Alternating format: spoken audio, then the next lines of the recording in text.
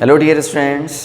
देखिए, पिछले लेक्चर्स में हम लोग देख रहे थे रिफ्लेक्शन ऑन प्लेन सरफेस। काफ़ी केसेस हो चुके हैं, काफ़ी कॉन्सेप्ट हम लोग इसमें सीख चुके हैं। एक दो चीज़ें और रह जाती हैं और इसको भी कर लेने के बाद अपना पूरा फिनिश हो जाएगा, कंप्लीट हो जाएगा रिफ्लेक्शन ऑन प्लेन सरफेस। ठीक है, तो इसके बाद फिर हम लोग स्टार्ट करेंगे रिफ्लेक्शन ऑन कर्व सरफेस। जी हाँ, हम लोग स्फेरिकल मिरर स्टार्ट करेंगे थोड़ी देर में, कॉन्वेक्स मिरर, कॉनकेव मिरर, इससे रिलेटेड कॉन्सेप्ट। ठीक है, तो एक दो केस और देख लेते हैं, इसके बाद हम लोग मूव करते हैं रिफ्लेक्शन ऑन कर्व सरफेस पर, यानी स्फेरिकल मिरर वाले केसेस। ठीक है, देखिए जस्ट पिछले लेक्चर की अगर हम लोग बात करें तो इसमें हम लोग देख रहे थे concept problems based on limiting rays. Limiting rays किसको बोलते हैं? एंड्स वाली लाइट रेज को, सबसे पहली वाली लाइट रे, सबसे आखिरी वाली लाइट रे, है ना। अगर कोई क्वेश्चन इन लाइट रेज पर बेस्ड है जिसमें कि ऐसी लिमिटिंग रेज सबसे फर्स्ट और लास्ट रेज अगर यूज़ करी जा रही हैं, है ना, उस पर बेस्ड कुछ क्वेश्चन है, तो उसको हम लोग बोलते हैं इन्हीं लिमिटिंग रेज पर बेस्ड प्रॉब्लम। ठीक है, तो कुछ केसेस जैसे कि 3 एग्जांपल हम लोगों ने देखे थे इस कॉन्सेप्ट पर। जैसे कि एक पर्सन है, उसको अपनी पूरी कंप्लीट बॉडी देखनी है, तो कितने मिनिमम लेंथ ऑफ मिरर की ज़रूरत पड़ेगी उसको। ठीक है, ऐसा ही देखा था कि एक पर्सन है, मिरर और वॉल के बीच में खड़ा हुआ है, तो पीछे की दीवार उसको मिरर में पूरी दिखे तो सबसे, है ना, छोटे से छोटे कितने लेंथ ऑफ मिरर से काम चल जाएगा। इसके बाद हम लोगों ने लास्ट देखा था कि एक सीलिंग है और उसके ऊपर एक पॉइंट सोर्स ऑफ लाइट है और उसके नीचे मिरर है, तो उस मिरर से जब लाइट का रिफ्लेक्शन होगा तो वापस सीलिंग पर, है ना, सीलिंग पर सोर्स है, उससे मिरर से रिफ्लेक्शन होगा और मिरर से रिफ्लेक्शन के बाद जब वापस सीलिंग पर जाएंगी लाइट रेज तो कितनी लेंथ का स्पॉट फॉर्म होगा। ये हम लोगों ने सबसे लास्ट वाला एग्जाम्पल किया था लिमिटिंग रेज वाले कॉन्सेप्ट पर। देखिए एक और एग्जाम्पल इसी पर बेस देख लेते हैं। जैसे कि फिर से सपोज़ ये है सीलिंग, लेकिन इस बार एक पॉइंट सोर्स नहीं बल्कि एक ट्यूब लाइट है। ठीक है, और ट्यूब लाइट कुछ हाइट इस सीलिंग से, ये सीलिंग है, और इस सीलिंग से कुछ हाइट नीचे एक ट्यूब लाइट है, और इस ट्यूब लाइट से भी कुछ हाइट नीचे एक मिरर रखा हुआ है। हाँ, अब एक चीज़ ये है कि ये जो मिरर है और ट्यूब लाइट है, ये पूरे सिमेट्रिक रखे हुए हैं। सिमेट्रिक का मतलब एग्जैक्टली इसके मिड में रखा हुआ है ये मिरर, थोड़ा सा इधर और उधर शिफ्टेड नहीं है, एग्जैक्टली मिड में ये पूरा सिमेट्रिक है मिरर और ट्यूब लाइट। ठीक है, तो ऐसे में पूछा जाए कि अगर ये ट्यूब लाइट है और ये मिरर है, तो फिर से बताइए कि ट्यूब लाइट से जब लाइट रिफ्लेक्ट होगी मिरर से और मिरर से जब रिफ्लेक्ट होके वापस सीलिंग पर जाएगी तो कितना बड़ा लाइट का स्पॉट बनेगा। ठीक है, हाँ, आप कहेंगे ट्यूबलाइट से भी डायरेक्ट जा सकती है सीलिंग पर, तो उस लाइट को हम लोग रोक रहे हैं किसी तरह से। ठीक है, ये जा भी रही है तो हमें उसको नहीं देखना, हमें रिफ्लेक्टेड लाइट का स्पॉट का साइज़ हमें बताना है कि रिफ्लेक्टेड वाली लाइट जो सीलिंग पर पहुंचेगी तो कितना बड़ा लाइट का स्पॉट बनेगा। ठीक है, फिर से देखिए ये भी लिमिटिंग रेज पर ही बेस्ड है क्योंकि हमें साइज़ बताना है स्पॉट का। तो स्पॉट का साइज़ अगर आपको बताना है तो फिर से आपको सबसे एंड्स वाली, सबसे आखिरी लाइट रेज को ही देखना होगा। सही, तो सोचिए भाई सबसे आखिरी वाली लाइट रे इधर कौन सी होगी और सबसे आखिरी वाली लाइट रे जो उधर जाएगी वो कहाँ पर जाएगी। ठीक है, देखिए अब ये ट्यूब लाइट है, तो ट्यूब लाइट है तो इसके हर एक पॉइंट से लाइट एमिट हो रही होगी और सभी डायरेक्शन में फैल रही होगी। तो सोचिए कितना लेफ़्ट मोस्ट लाइट पहुँच सकती है रिफ्लेक्टेड वाली और कितना राइट मोस्ट पहुँच सकती है लाइट रिफ्लेक्टेड वाली। ठीक है, चलिए भाई, तो इसको हम लोग देखते हैं। देखिए लाइट यहाँ से भी निकलेगी, इस पे पड़ेगी, इधर जाएगी, इधर से भी निकलेगी, इधर से भी निकलेगी, तो सबसे दूर कहाँ पर जाएगी लाइट? सोचिए भाई, सबसे दूर जो जाएगी वो यहाँ से निकलेगी और इस एंड पर इंसिडेंट होगी, तो यहाँ से निकलकर और इस एंड पर इंसिडेंट होकर ये सबसे दूर पाई जाएगी लाइट रे। और इसी प्रकार से उधर सबसे दूर कौन सी लाइट रे होगी? उधर वाली भी जो सबसे दूर जाएगी लाइट रे वो वाली होगी जो इस एंड से निकलेगी और इस एंड पर पड़ेगी। ठीक है, इसका जब रिफ्लेक्शन होगा मिरर से तो ये भी सबसे दूर होगी यहाँ पर। ये देखिए ये सबसे एंड वाली लाइट रेज हो गई, एंड्स वाली, इन्हीं को हम लोग बोलते हैं लिमिटिंग रेज। है ना। तो ये लिमिटिंग रे है, इधर वाली लिमिटिंग रे, और ये उस साइड वाली लिमिटिंग रे। अब हमें देखना है ना, अब देखो इसके और इसके बीच में तो हर एक जगह पर लाइट पहुंचेगी ईजिली, ना तो इसके इधर होगी लाइट रे और ना तो उसके उधर होगी लाइट रे, यानी ये सबसे आखिरी लाइट रेज हैं, सबसे आखिरी, और इन्हीं को बोलते हैं हम लोग लिमिटिंग रेज। ठीक है, तो हमें देखना है कि ये लाइट रेज कहाँ पर पहुँच पाई, तो यही बनेगा spot, spot of light, reflected light. ठीक है, हमें इसी की लेंथ कैलकुलेट करनी है कि रिफ्लेक्टेड लाइट का स्पॉट यानी कि ये साइज़ कितना होगा। अब देखिए आपको कुछ डेटा वगैरह इसमें गिवन होगा, जैसे कि आपसे कह दिया गया कि ये है सपोज़ 2 मीटर नीचे, ये 2 मीटर नीचे है ट्यूब, या 1 मीटर नीचे सपोज़ ट्यूबलाइट, और ये मिरर रखा हुआ है यहाँ से कुछ हाइट कुछ भी ले सकते हैं, सपोज़ 2 मीटर नीचे रखा हुआ है ट्यूबलाइट, ट्यूबलाइट से 2 मीटर नीचे ये मिरर है और 1 मीटर नीचे ये है, और इस ट्यूबलाइट का भी कुछ साइज़ देना पड़ेगा। सपोज़ ये ट्यूबलाइट का साइज़ है 1 मीटर और इसका साइज़ है सपोज़ 60 या 0.6 मीटर। ठीक है, तो ये सारे डेटा अगर गिवन है तो हम लोग स्पॉट की लंबाई बता सकते हैं। देखिए फिर से कैसे, देखिए यहाँ पर क्योंकि रिफ्लेक्शन हो रहा है तो जो भी एंगल ये होगा वही एंगल ये भी होगा, और यहाँ पर भी रिफ्लेक्शन हो रहा है तो जो भी एंगल ये होगा सेम एंगल ये होगा। लेकिन अब ज़रा समझिए, अभी आपको बताया थोड़ी देर पहले कि ये जो मिरर है वो ट्यूबलाइट के नीचे बिल्कुल बीचों बीच में रखा हुआ है, तो अगर एग्जैक्टली सिमेट्रिक मिरर रखा हुआ है तो फिर से देख सकते हैं भाई जो एंगल ये होगा वही एंगल ये सब भी होंगे सिमेट्रिसिटी की वजह से। ठीक है, थोड़ा इधर या उधर नहीं है, बीचों बीच में रखा हुआ है, तो ये सब एंगल्स भी इक्वल होने चाहिए। अब देखिए फिर से देखिए, अगर आप इस नॉर्मल को ऊपर बढ़ा दें और इस नॉर्मल को ऊपर बढ़ा दें, ठीक है, इस नॉर्मल को अगर आप ऊपर बढ़ा दें तो देखिए ये लेंथ तो नो डाउट क्या हो गई 0.6 मीटर, सही है, ये 0.6 मीटर हो गई। अब बची इधर की लेंथ और उधर की लेंथ। फिर से देखिए ज़रा सिमेट्रिसिटी को यूज़ करिए ना, क्योंकि ये मिरर बीचों बीच में रखा हुआ है, तो सोचिए जितना साइड इधर जाएगी लाइट रे उतनी ही तो लेंथ उधर भी जाएगी लाइट रे, यानी ये लेंथ और ये लेंथ दोनों इक्वल होंगी। तो किसी भी एक लेंथ को आप कैलकुलेट कर लीजिए, उसको डबल कर दीजिएगा बाद में। ठीक है, तो किसी भी एक लेंथ को हम लोग कैलकुलेट कर सकते हैं। अब देखिए अगर हमसे ये वाला एंगल पता चल जाए यानी कि थीटा अगर पता चल जाए, तो हमें यहाँ से लेकर यहाँ तक की लेंथ पता है 1 metre plus 2 metre that is 3 metre, तो हम लोग ये लेंथ कैलकुलेट कर सकते हैं tan थीटा अप्लाई करके। अब ये एंगल कैसे पता चलेगा, देखिए ये एंगल पता चल जाएगा वैसे कि अगर ये एंगल पता चल जाए और ये वाला एंगल देखिए ज्योमेट्री से ईज़िली पता चल सकता है, ज्योमेट्री से ईज़िली पता चल सकता है। क्यों? क्योंकि हमें यहाँ से लेकर यहाँ तक की लेंथ पता होगी और यहाँ से लेकर यहाँ तक की भी लेंथ पता है। तो ज़रा छोटे वाले ट्रायंगल में एक बार tan थीटा अप्लाई करिए इस ट्रायंगल में। कैसे? देखिए फिर से देखिए, ये पूरी ट्यूबलाइट थी 1 मीटर की और ये मिरर है 0.6 मीटर यानी 60 सेंटीमीटर, और ये मिरर बीचों बीच में रखा हुआ है। तो अगर बीचों बीच में रखा हुआ है तो अगर इसका 60 सेंटीमीटर ये इतना हम हटा दें तो बचेगा 40 सेंटीमीटर, और फिर 40 सेंटीमीटर 2 पार्ट में इक्वली डिवाइड होगा, यानी ये छोटा पार्ट 20 सेंटीमीटर और ये भी छोटा पार्ट 20 सेंटीमीटर। सही है, तो अब ज़रा इस ट्रायंगल को देखिए, ये वाला ट्रायंगल देख लीजिएगा, ये वाला ट्रायंगल, और ये ट्रायंगल कितना होगा 1 मीटर में 20 सेंटीमीटर हटा दीजिए तो बचा कितना, ये बचा 80 सेंटीमीटर यानी कि 0.8 और 0.8 ये और 2 मीटर ये।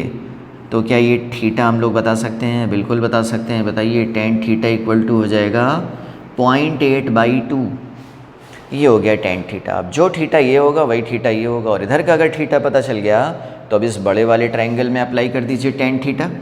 ये देखिए भाई हम लोग ये बड़े ट्रायंगल में अप्लाई कर रहे हैं, इस वाले बड़े वाले ट्रायंगल में। इसमें अगर इसी tan थीटा को अप्लाई करिए तो ये हो जाएगा tan theta equal to perpendicular, इस डिस्टेंस को आप d नाम दे दीजिए, तो परपेंडिकुलर अपॉन बेस, बताइए पूरा बेस कितना है 3 मीटर, और tan थीटा तो हम लोग इधर कैलकुलेट कर चुके हैं, क्या था ये 0.8/2। तो यहाँ से d की वैल्यू क्या आ जाएगी, d की वैल्यू आ जाएगी 0.4 × 3 यानी 1.2 मीटर। आप सोचिए, ये हो गया d, ठीक है। तो आप इसको इजीली कैलकुलेट कर सकते हैं, ठीक है। तो 1.2 मीटर ये हो गया d। तो बताइए पूरे स्पॉट की लंबाई क्या होगी? Therefore length of spot on the ceiling, ये कितना हो जाएगा? d प्लस 0.6 प्लस d, यानी कि 2 टाइम्स, यानी 2.4 प्लस 0.6, और ये कितना हो गया? 3 मीटर, ठीक है। तो स्पॉट की लंबाई हो जाएगी 3 मीटर, ठीक है। तो देख सकते हैं ये सब केसेस थे लिमिटिंग रेस पर बेस्ड, ठीक है। देख लीजिए, सिंपली हम लोगों ने इस तरह से इसको सॉल्व किया, ओके। देखिए इसके बाद कुछ और जनरल क्वेश्चन हम लोग देख लेते हैं। जैसे कि कहा जाए कि 2 प्लेन मिरर्स हैं और कुछ एंगल पर इंक्लाइंड हैं, ठीक है। ये देखिए 2 प्लेन मिरर्स हैं और ये कुछ एंगल फॉर्म कर रहे हैं। अब ऐसे में कहा जा रहा है कि अगर एक लाइट रे किसी एक मिरर पर इंसिडेंट होती है और वो लाइट रे दूसरे मिरर के पैरेलल थी, ठीक है। तो कहा गया कि एक लाइट रे सपोज इस M1 पर इंसिडेंट होती है, इसको नाम दे दें M1 M2। एक लाइट रे M1 पर इंसिडेंट होती है और वो लाइट रे M2 के पैरेलल थी। फिर ये पूछा गया कि क्या होगा इन दोनों मिरर्स के बीच का एंगल कि जब ये M2 से रिफ्लेक्ट होती है तो M1 के पैरेलल हो जाए। बात क्लियर है? पहले ये M2 के पैरेलल थी और M1 पर इंसिडेंट हुई, फिर जब इससे रिफ्लेक्ट होकर इस पर आई और इससे जब रिफ्लेक्ट हुई तो वो M1 के पैरेलल हो गई। तो ऐसे में इन दोनों मिरर्स को किस एंगल पर रखना चाहिए? देखिए भाई ऐसे क्वेश्चन भी थोड़ा सिंपल ज्योमेट्री पर बेस्ड होते हैं, इन कंडीशन पर बेस्ड होते हैं। तो कंडीशन को ध्यान में रखते हुए हमें इसकी कैलकुलेशन करनी होती है, ठीक है। देखिए भाई तो हम लोग इस तरह से कुछ एक फिगर बनाना शुरू करें। जैसे कहा गया कि M2 के पैरेलल है लाइट रे और M1 पर इंसिडेंट होती है। चलो भाई अगर M2 के पैरेलल है तो अगर ये ऐसी लाइन है तो इसी के पैरेलल एक लाइट रे हम लोग ये ऐसे बना दें। ये देखिए ये लाइन थी M2 के पैरेलल। अब कहा गया कि जब ये M2 से रिफ्लेक्ट होती है तो M2 से रिफ्लेक्ट कब होगी? पहले इस पर इंसिडेंट तो हो, अब इस पर इंसिडेंट हो गई। अब देखिए अब ये आफ्टर रिफ्लेक्शन फ्रॉम M2 ये M1 के पैरेलल हो जाती है, यानी कि ये कुछ ऐसे हो जाती है। तो what should be angle between these 2 mirrors, ये पूछा जा रहा है। तो देखिए हम लोग इसमें थोड़ी ज्योमेट्री लगा सकते हैं, क्योंकि ये कहा गया कि ये लाइट रे इसके पैरेलल है। तो अगर ये लाइट रे इसके पैरेलल है तो अगर ये एंगल थीटा है तो ये वाला एंगल भी थीटा होगा, तो ये 90 माइनस थीटा हो जाएगा। अब एंगल ऑफ इंसिडेंस और एंगल ऑफ रिफ्लेक्शन इक्वल होते हैं तो ये भी 90 माइनस थीटा हो जाएगा। तो फिर ये बचा हुआ एंगल क्या होगा? थीटा, क्योंकि ये पूरा एंगल 90 था। अच्छा अब देखिए ये कहा गया कि ये फाइनल वाली लाइट रे इस वाले मिरर के पैरेलल हो गई। तो अगर ये लाइट रे इसके पैरेलल हो गई तो अगर ये एंगल थीटा है तो ये वाला भी एंगल थीटा होगा। अगेन ये होगा 90 माइनस थीटा, तो ये भी हो जाएगा 90 माइनस थीटा, तो अगेन ये हो जाएगा थीटा। अब देखिए इस ट्रायंगल के अंदर है ना इंटीरियर एंगल्स का सम 180 होता है, तो आप इसको कह सकते हो theta plus theta equal to 180। तो थीटा की वैल्यू आ जाएगी 60 डिग्री।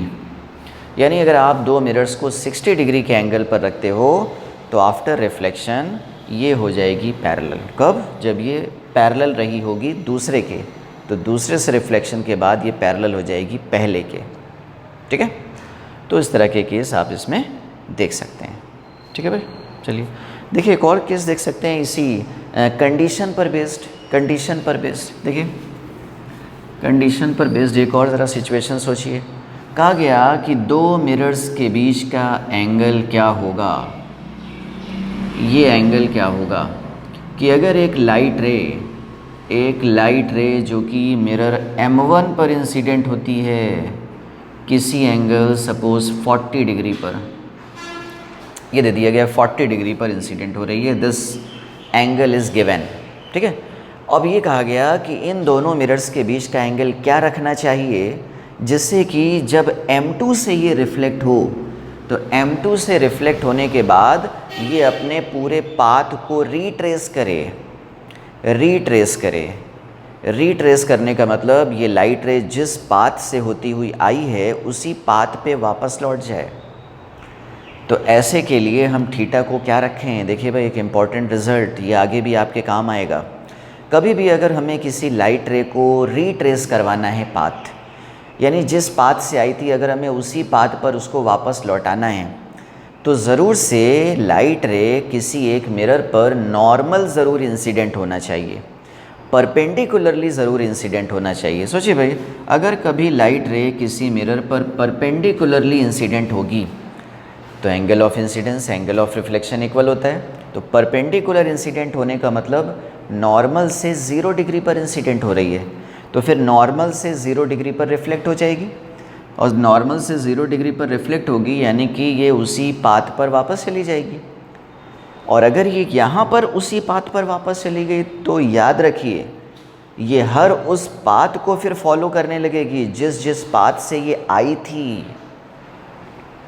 ठीक है, हो सकता है यहाँ तक पहुँचने के लिए काफ़ी उधर और भी अरेंजमेंट रहा हो, लेंस से निकली हो, किसी और मिरर से टकरा कर आई हो, है ना, बहुत तरह का उधर बड़ा अरेंजमेंट कर रखा हो आपने, और बाद में कहीं उधर एक ऑब्जेक्ट रखा हो, ये लाइट रे उस ऑब्जेक्ट से उठकर यहाँ पर आ रही है, और अगर यहाँ पर ये एग्जैक्टली रिवर्स हो गई तो याद रखिए ये हर उस रास्ते से वापस करेगी, वापसी करेगी, रीट्रेस करेगी हर उस पाथ को जिस पाथ से ये आई थी, यानी कि अल्टीमेटली ये वहीं पहुंच जाएगी जहां पर ऑब्जेक्ट था, या यूँ कह लीजिए जहां पर ऑब्जेक्ट था वहीं पर इमेज बन जाएगी।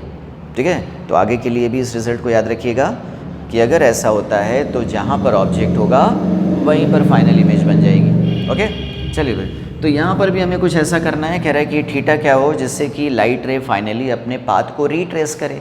तो रीट्रेस करे तो हम समझते हैं रीट्रेस तभी हो पाएगा जब ये लाइट रे यहाँ पर 90 डिग्री पर इंसिडेंट होगी। सही है, तभी ये जिस पाथ से होकर आई थी उसी पाथ से वापसी कर जाएगी। ये ऐसे आई थी और ये ऐसे चली जाएगी, तो ये तभी पॉसिबल है जब ये एंगल 90 डिग्री हो। अब सोचिए ये एंगल 90 है, ये एंगल थीटा हमें फाइंड करना है और ये 40 गिवन है, तो अगर ये 40 है तो सोचिए ये कितना हो जाएगा, ये भी 40 हो जाएगा, I इक्वल टू R। तो अगर ये 40 है तो ये कितना हो जाएगा, ये तो फिर 50 डिग्री हो जाएगा, क्योंकि ये तो पूरा 90 डिग्री होता है। अब देख लीजिए इंटीरियर एंगल्स का सम, ट्रायंगल के इंटीरियर एंगल्स का सम क्या होता है, 180 डिग्री। और अगर ये 180 डिग्री होता है तो यहाँ से हम लोग बता सकते हैं थीटा की वैल्यू क्या हो जाएगी, 90 माइनस 50 यानी कि 40 डिग्री। सही है, यानी कि अगर आप लाइट रे को 40 डिग्री पर प्लेस करें तो ये जिस एंगल अपने पाथ को ये रीट्रेस करेगी, यानी जिस पाथ से होकर आई थी, जिस पाथ से आई थी उसी पाथ पर वापस लौट जाएगी, अगर आप इसको रखिए 40 डिग्री पर। ओके, चलिए भाई, तो ऐसे क्वेश्चन देख सकते हैं। देखिए एक रिज़ल्ट हम लोग शायद पहले भी देख चुके हैं, है ना, एक रिज़ल्ट पहले भी देख चुके हैं, किसी लाइट रे का डेविएशन का एंगल, है ना, डेविएशन एंगल कैसे कैलकुलेट करते हैं ये हम लोग पहले कर चुके हैं 2 प्लेन मिरर के केस में, है ना। एक रिज़ल्ट भी आपको बताया था कि 2 प्लेन मिरर के केस में लाइट रे फाइनली कितना डेविएट होती है, अगर आपको ये कैलकुलेट करना है। ठीक है, अगर आपको ये कैलकुलेट करना है, ठीक है, तो इस तरह से इसको देख सकते हो।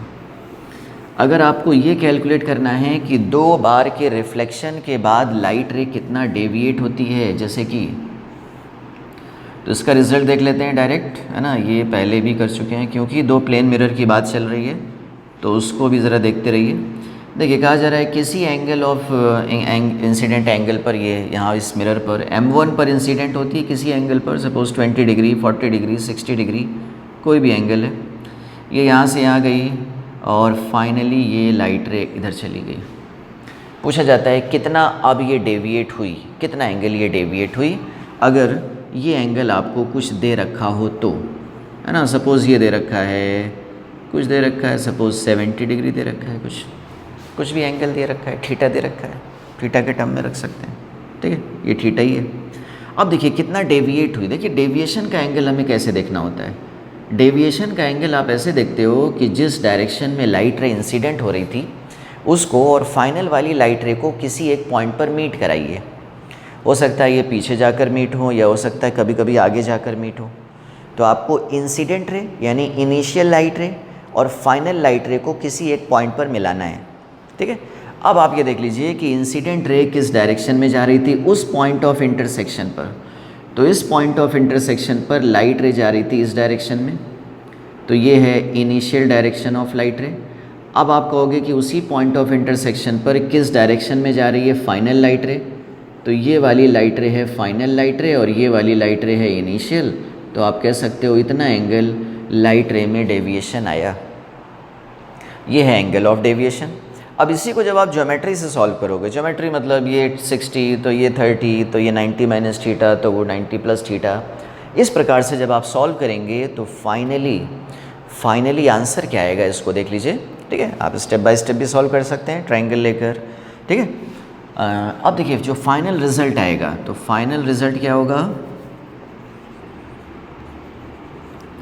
देखिए फाइनल रिजल्ट ये होता है कि जो डेविएशन होगा या तो वो होगा 2 थीटा या तो होगा 360 डिग्री माइनस 2 थीटा। अब ये होगा या वो होगा, तो जो छोटा होगा, जो भी एंगल छोटा होगा, डेविएशन उसके बराबर ही अल्टीमेटली आएगा। सही है, या तो 2 थीटा छोटा हो या 360 डिग्री माइनस 2 थीटा छोटा हो, तो डेविएशन या तो इसके इक्वल होगा या तो डेविएशन इसके इक्वल होगा।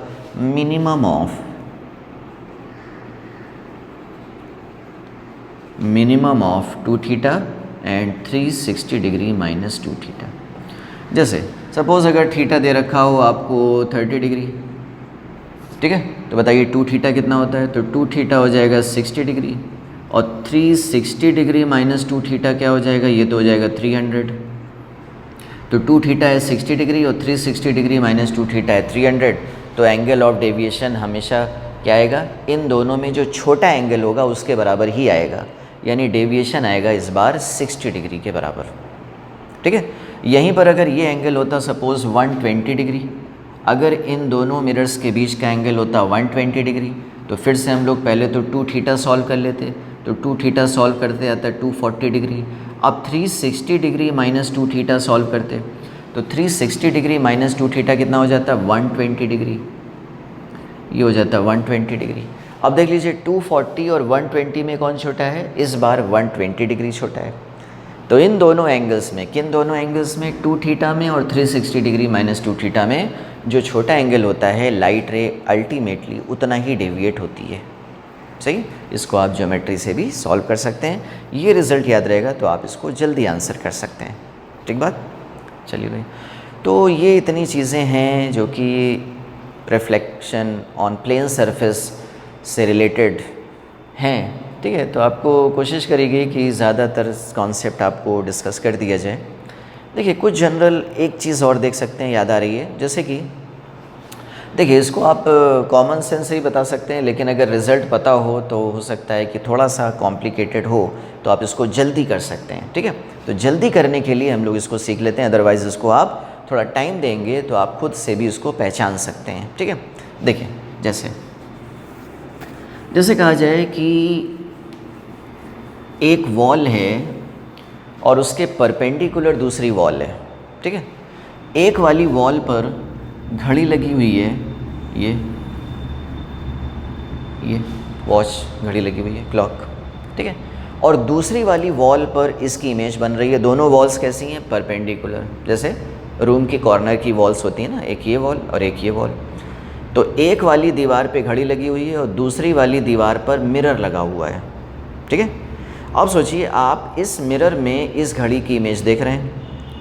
ठीक है, इस मिरर में इस घड़ी की इमेज देख रहे हैं, इस वाली दीवार में घड़ी लगी है और इस परपेंडिकुलर वाली दीवार में मिरर लगा हुआ है, और आप मिरर में देख रहे हैं इस घड़ी की इमेज। और घड़ी ऐसी है डिज़ाइन कि इसमें नंबर्स प्रिंट नहीं है, सिर्फ मार्क लगे हुए हैं।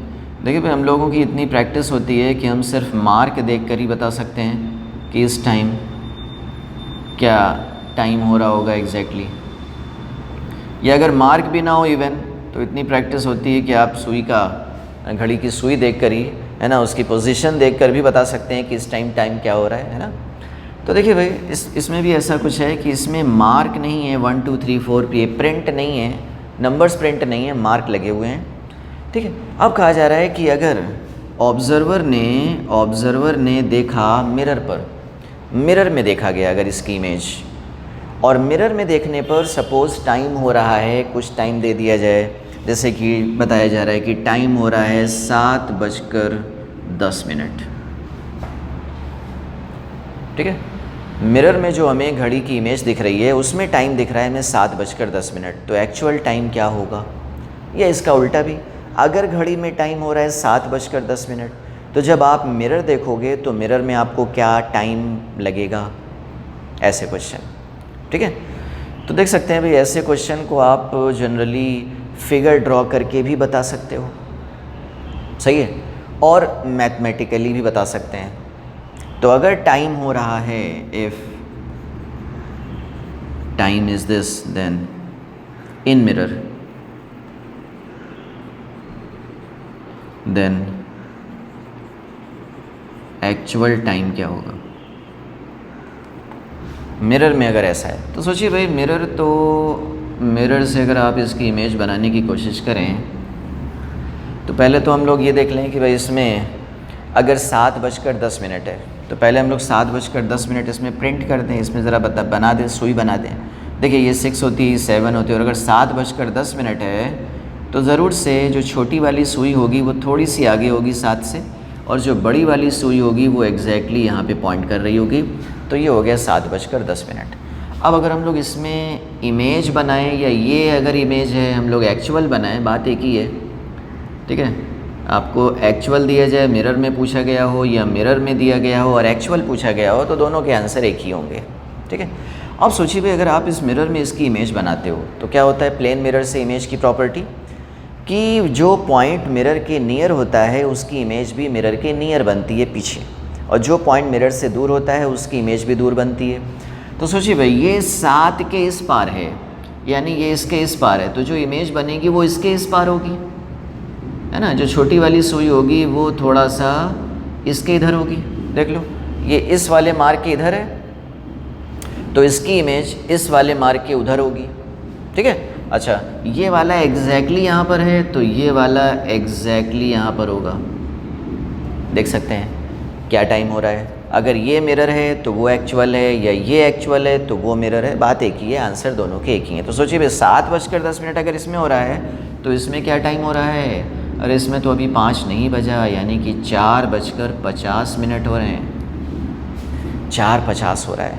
ठीक है, तो एक तो आप फिगर ड्रॉ करके इसको बता सकते हो ऐसे क्वेश्चन। अब देखिए इसी को अगर आपको मैथमेटिकली सॉल्व करना है तो मैथमेटिकल सॉल्व करने का तरीका क्या है। अगर आपको मैथमेटिकली सॉल्व करना है तो मैथमेटिकली सॉल्व करने के लिए आप काम ये करिए कि जो भी टाइम आपको दिया गया है मिरर में पूछा जा रहा हो, या जो भी इमेज में दिख रहा है तो एक्चुअल पूछा जा रहा हो, तो आप काम ये करिए भाई 11:60 से इस टाइम को सब्ट्रैक्ट कर दीजिए। तो 11:60 से अगर आप इस टाइम को सब्ट्रैक्ट करेंगे तो ये आ जाएगा 50 और ये आ जाएगा 4। ये देखिए, तो बहुत हमें कुछ फिगर वगैरह नहीं बनाना पड़ेगा और इजीली मैथमेटिकली आप इसको बता सकते हो। हाँ, अगर कभी कभी दे दिया जाए कि भाई आपको कि 11:60 अगर कहा दिया जाए 12:20 हो रहा है, तो बताइए इमेज क्या होगी, तो क्या नेगेटिव में आ जाएगा? नहीं भाई, अगर 12 से ऊपर अगर हमें टाइम दिया गया तो 12:20 अगर बताया गया तो हम 12 नहीं लेंगे, हम सिर्फ 20 लेंगे। ठीक है, कह दीजिए कि अगर 12:20 हो रहा है घड़ी में या इमेज में, तो एक्चुअल में क्या टाइम होगा, तो हम क्या लेंगे, सिर्फ 20 लेंगे। 12:20 का 12 वाला नहीं लेंगे नंबर, सिर्फ 20 लेंगे। ठीक है, तो अगर सिर्फ 20 लेंगे तो सोचिए भाई इमेज में या एक्चुअल में क्या टाइम होगा, 11:40। सही है, तो 12:20 अगर हो रहा है घड़ी में तो मिरर में होगा 11:40, या अगर इमेज में ही हो रहा है 12:20 तो एक्चुअल में होगा 11:40। ठीक है, अच्छा भाई कभी कभी सेकंड वाला भी एक्सीड कर दिया जाए। सेकंड, अगर हमें इसी को सेकंड में एक्सीड करना है तो आप 11:60 नहीं, 11:59 यानी 59 और एक आगे 60 वाला आगे निकाल लीजिए। ठीक है, अब इसी में कह दिया जाए 7:10 और 25 सेकंड हो रहे हैं, तो 7:10 और 25 सेकंड हैं, तो बताइए एक्चुअल टाइम क्या होगा। तो इस तरह से हम लोग बता सकते हैं एक्चुअल टाइम सब्ट्रैक्ट करके। ठीक है, तो अगर सेकंड वाली भी चीज़ अगर दे दी गई है क्वेश्चन में तो आपको 11:60 नहीं, 11:59 60 सेकंड 11:59 इतना आपको टाइम लेकर चलना है और गिवन टाइम को इससे सब्ट्रैक्ट कर देना है। ठीक है, तो इमेज में क्या टाइम हो रहा है, या अगर ये इमेज का टाइम था तो एक्चुअल टाइम क्या हो रहा है, ये इस तरह से आ जाएगा। बात क्लियर है? तो इस तरह के भी क्वेश्चन देखिए कहीं कहीं देखने को मिल जाते हैं। ठीक है, अच्छा भाई एक चीज़ और देखिए एक और जनरल क्वेश्चन सोचिए। देखिए कभी कभी ऐसा कहा जाता है कि आप दो परपेंडिकुलर मिरर्स के बीच में हो। कहाँ पर हो? आप दो परपेंडिकुलर मिरर्स के बीच में हो। जैसे रूम का एक कॉर्नर है ना, रूम का कॉर्नर है और दोनों दीवारों पर ऐसी दो दीवार जो म्यूचुअली परपेंडिकुलर हैं, उन दोनों मिरर्स, उन दोनों वॉल्स पर लगे हुए हैं मिरर। ठीक है, जैसे कि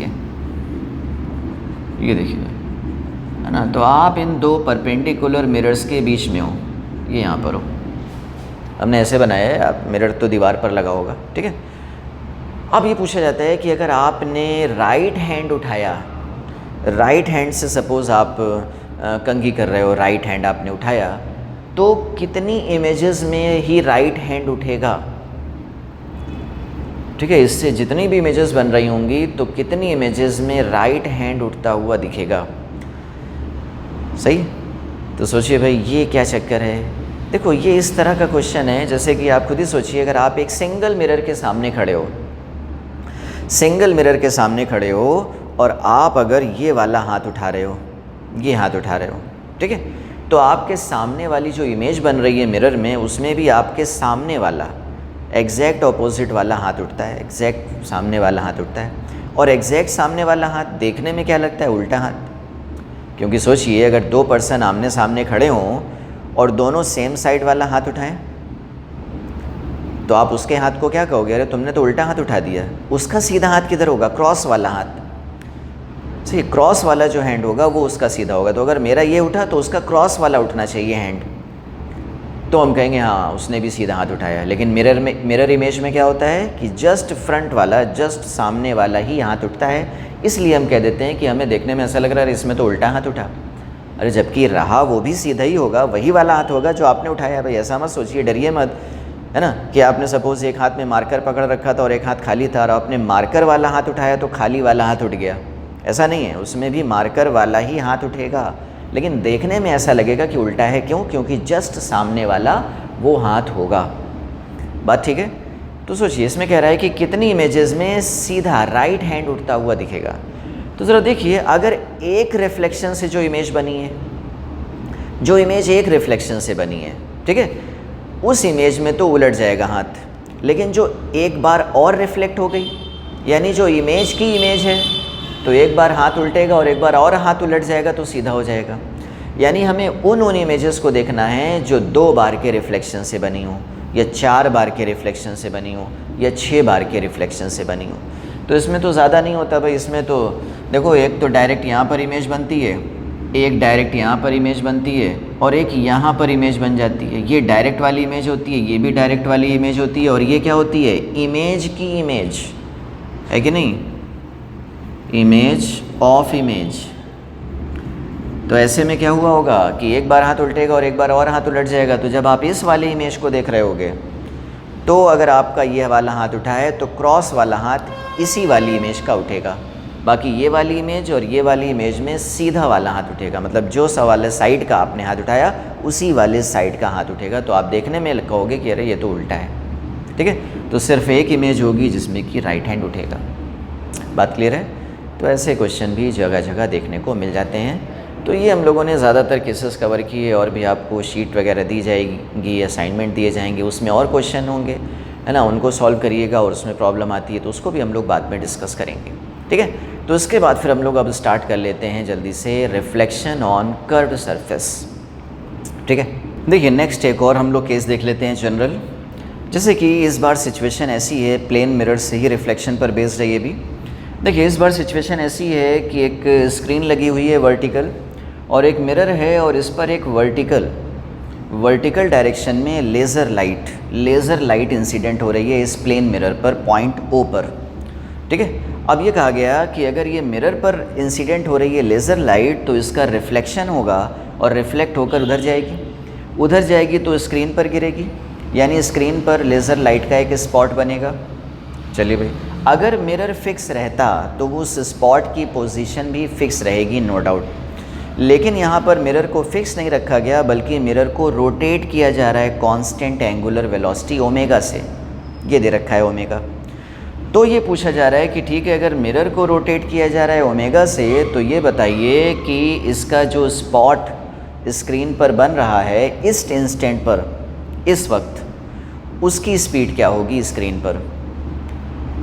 यानी कि स्पॉट भी चलेगा तो किस स्पीड से इस वक्त चल रहा होगा। सोचिए भाई, स्पॉट कैसे चलेगा? बिल्कुल चलेगा स्पॉट। क्यों? क्योंकि ज़रा सोचिए, अगर अभी मिरर की पोजीशन ये है तो सपोज़ स्पॉट यहाँ पर बन गया, इस जगह पर स्पॉट बन गया।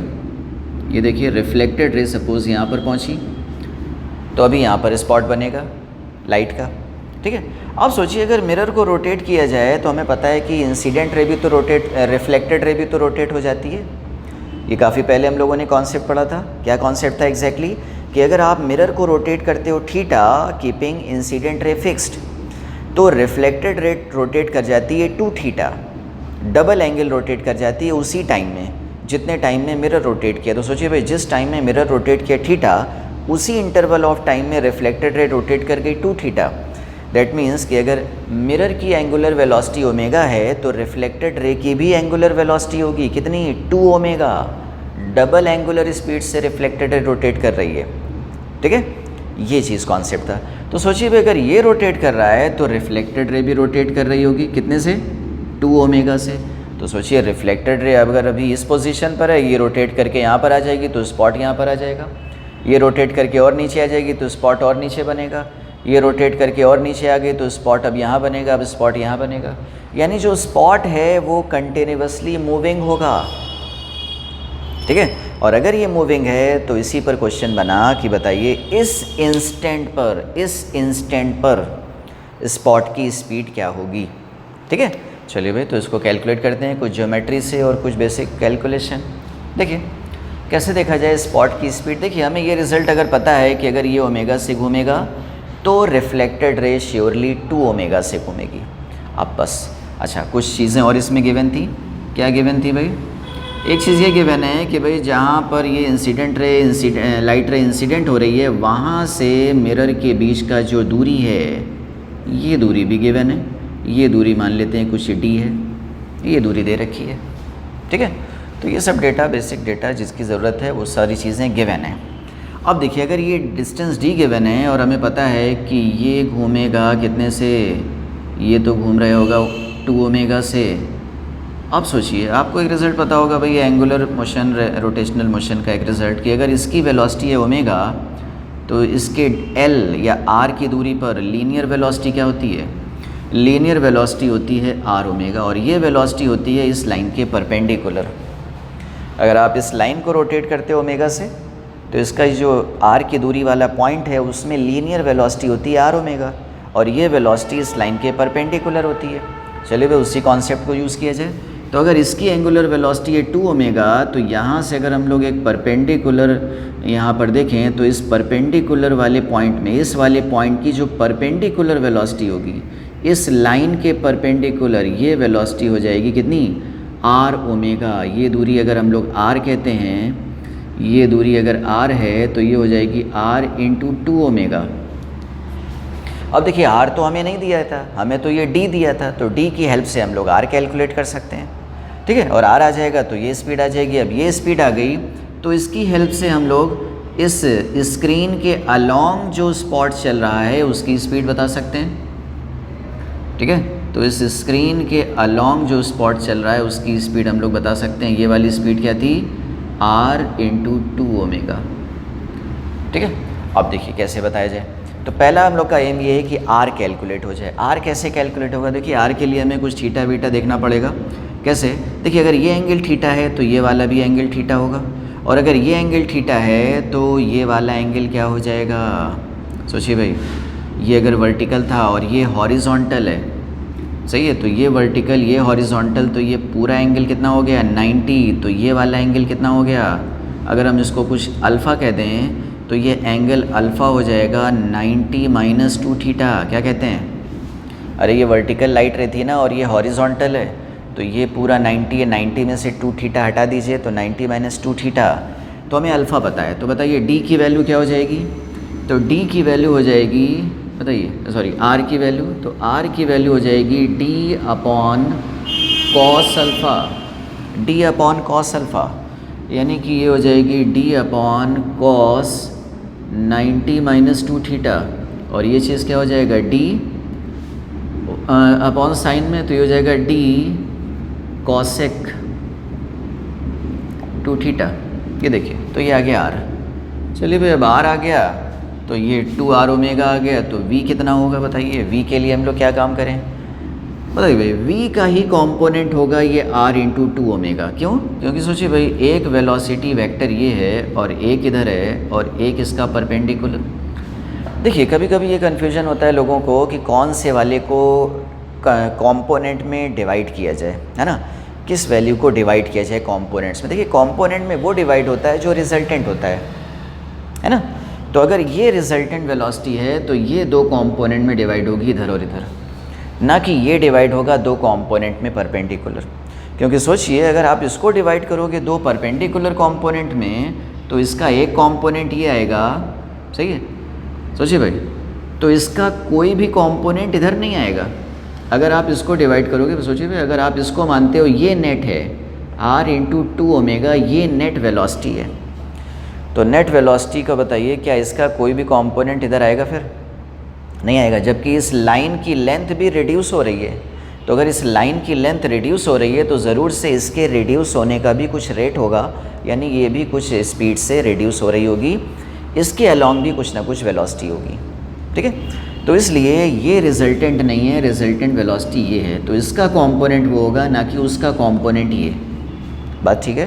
तो नेट वेलोसिटी रिजल्टेंट वेलोसिटी ही डिवाइड होती है कंपोनेंट्स में, पहली चीज़।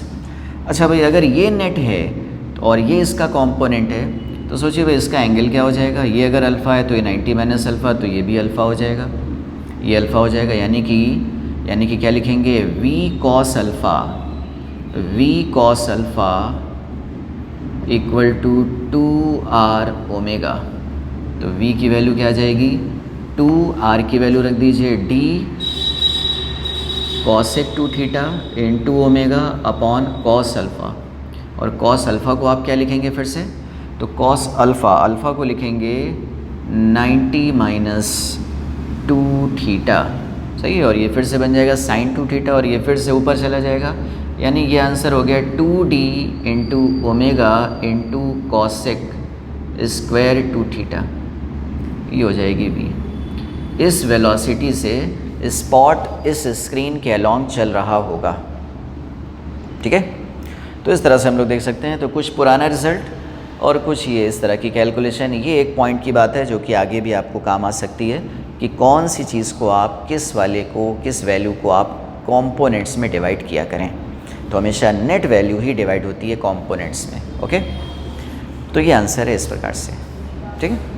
देखिए नेक्स्ट एक और हम लोग एग्जांपल देख सकते हैं। इस बार क्वेश्चन ये दिया जा रहा है कि अगर एक लाइट रे इंसिडेंट होती है इस वेक्टर के अलॉन्ग और मिरर जिसका कि नॉर्मल है इस वेक्टर के अलॉन्ग, तो जो रिफ्लेक्टेड रे होगी उसके अलॉन्ग का यूनिट वेक्टर क्या होगा। देखिए रिफ्लेक्शन का जो भी केस होता है कि लाइट रे जो मिरर पर इंसिडेंट होती है और फिर रिफ्लेक्ट होती है, तो रिफ्लेक्शन का केस भी वैसे ही ट्रीट किया जाता है, वैसे ही हैंडल किया जाता है जैसे कि आपने किसी सरफेस पर किसी बॉल का कोलिजन करवाया हो, है ना। तो जैसे हम लोग इलास्टिक कोलिजन देखते थे, चाहे वो इलास्टिक हेड ऑन कोलिजन हो या इलास्टिक ऑब्लिक कोलिजन हो, वैसा ही रिफ्लेक्शन भी हैंडल किया जाता है। जैसे कि याद होगा आपको, ये कहा जाता है ये सरफेस है, ये इसका नॉर्मल है, एक बॉल इंसिडेंट हो रही है किसी वेलोसिटी u से, है ना, किसी वेलोसिटी u से और किसी एंगल थीटा पर। तो ये अगर थीटा है तो पूछा जाता है कि भाई जब ये बॉल को लाइट करके बाहर बाउंस करेगी तो उसकी वेलोसिटी क्या होगी। तो ऐसे में हम लोग इसके 2 कंपोनेंट बना लेते थे, ये थीटा होता था तो ये थीटा, तो ये हो जाता था u साइन थीटा और ये हो जाता था u कॉस थीटा। अब हम लोग कहते थे जब बॉल रिफ्लेक्ट होगी तो ये वाला कंपोनेंट तो एज इट इज़ रहेगा क्योंकि फ्रिक्शन एब्सेंट है, स्मूथ सरफेस पर है, और ये वाला कंपोनेंट एग्जैक्टली रिवर्स हो जाएगा, यानी ये वेलोसिटी इधर थी तो आफ्टर कोलिजन ये हो जाएगी ऊपर की तरफ, that is u cos theta. फिर हम लोग इसका रिजल्टेंट कर लेते थे। तो वैसे ही हैंडल होगा रिफ्लेक्शन भी। अब देखिए इसमें भी ऐसे ही कुछ दे रखा है, कहा जा रहा है कि ये मिरर है और मिरर का जो नॉर्मल है उसके अलोंग का यूनिट वेक्टर है आई कैप प्लस जे कैप, और जो लाइट रे इंसिडेंट हो रही है उसके अलोंग का वेक्टर दे रखा है आई कैप प्लस जे कैप माइनस के कैप। अब देखिए हम लोग इस इंसिडेंट रे को दो पार्ट में ब्रेक कर लें। एक तो मिरर के नॉर्मल के अलोंग, बताइए मिरर के नॉर्मल के अलोंग वाला पार्ट कितना है ये, यानी आई कैप प्लस जे कैप, और मिरर के परपेंडिकुलर वाला पार्ट फिर क्या हो गया, माइनस के कैप। तो जो माइनस के कैप होगा रिफ्लेक्टेड रे का वो एज इट इज़ रहेगा, और जो ये वाला कंपोनेंट होगा वो इसका एग्जैक्टली रिवर्स हो जाएगा। तो रिवर्स करेंगे ये हो जाएगा माइनस आई कैप प्लस जे कैप, यानी जो रिफ्लेक्टेड रे होगी तो रिफ्लेक्टेड रे के अलोंग का वेक्टर क्या हो गया, माइनस आई कैप माइनस जे कैप माइनस के कैप, यानी कि आई कैप प्लस जे कैप प्लस के कैप। अब अगर आपको यूनिट वेक्टर पूछा जा रहा है तो आप यूनिट वेक्टर भी बता सकते हो भाई। यूनिट वेक्टर क्या हो जाएगा, माइनस आई कैप प्लस जे कैप प्लस के कैप बाई √3। ये देखिए, तो इस तरह से हम लोग यूनिट वेक्टर बता सकते हैं। ये हो गया रिफ्लेक्टेड रे के अलोंग का वेक्टर। बात ठीक है। तो जो भी मिरर का नॉर्मल होगा इंसिडेंट रे का वो वाला कंपोनेंट एग्जैक्टली माइनस से मल्टीप्लाई कर दीजिए, रिवर्स कर दीजिए, और इंसिडेंट रे का वो कंपोनेंट जो मिरर के अलोंग है यानी कि नॉर्मल के भी नॉर्मल है उसको आप एज इट इज़ रखिए। ठीक है, तो इस तरह से हम लोग रिफ्लेक्टेड रे का वेक्टर ऑब्टेन कर सकते हैं, और जो रिक्वायरमेंट है जैसे कि यूनिट वेक्टर इसको हम लोग बाद में सॉल्व कर सकते हैं। ठीक है, तो ये कुछ चीज़ें थी रिफ्लेक्शन ऑन प्लेन सरफेस से रिलेटेड जो आपने कई सारे लेक्चर्स में ये सीखी। तो रिफ्लेक्शन ऑन प्लेन सरफेस लगभग कंप्लीट होता है, और भी आगे आप क्वेश्चन लगाइएगा, शीट आपको दी जाएंगी, उसमें कोई प्रॉब्लम आती है तो उसको पूछिएगा। नेक्स्ट लेक्चर में अब हम लोग स्टार्ट करने जा रहे हैं रिफ्लेक्शन ऑन कर्व सरफेस। ठीक है, जिसमें कि हम लोग देखेंगे स्फेरिकल मिरर वाले concept, concave mirror, convex mirror, और ये सारी चीज़ें आगे और डिटेल में आएंगी नेक्स्ट लेक्चर में। ठीक है, नेक्स्ट लेक्चर में स्टार्ट होगा रिफ्लेक्शन ऑन स्फेरिकल मिरर।